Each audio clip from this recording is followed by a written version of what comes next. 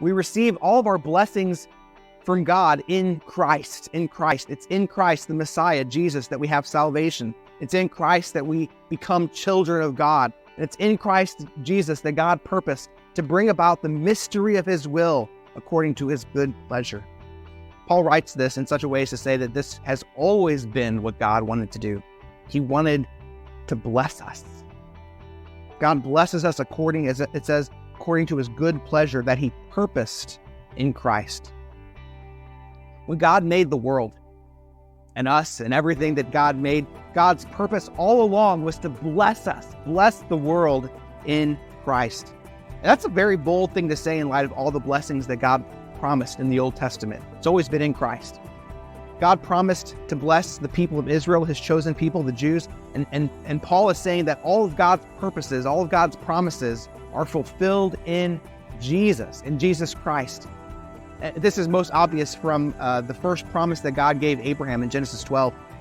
The Lord said to Abram, "Go from your land, your relatives, and your father's house to the land that I will show you. I will make you into a great nation. I will bless you. I will make your name great, and you will be a blessing.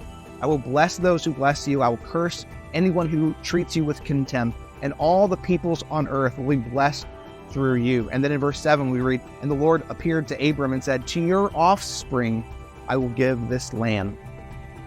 And it's interesting because when you study that word, offspring is singular, not plural.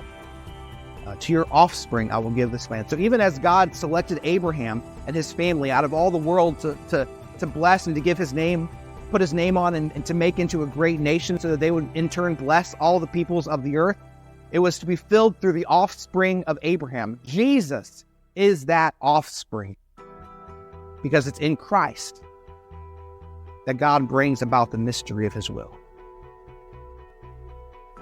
You know, there's several things that are mysterious to us, aren't there?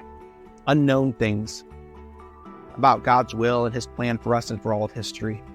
We could think about all the particulars of our lives and wonder about all the little things that God allows us to experience, whether, good things or bad things, and how they fit with God's overall plan for everything. Like why does God allow some of the horrible things that we hear about on the news? And why does God allow some people to experience really bad things and others to have a life of relative ease and others to have very hard lives? And why does God seem to bless some people with extravagant riches and blessings and things like that, and others seemingly have little at all? A lot of mysteries in life. But there's one mystery called the mystery of his will that answers a lot of these other things that we might wonder about when we think about God's will. And Paul writes that according to God's good pleasure, God made known to us the mystery of his will. This is a really amazing thing when you think about it. We don't have to guess what God's will is. That's really amazing. When so much of the world and even people within Christianity are constantly wondering what God's will is, we don't have to guess. It says right here, he made known to us the mystery of his will. We don't have to guess what God's will is. He reveals his will to us. He makes it known to us through Jesus.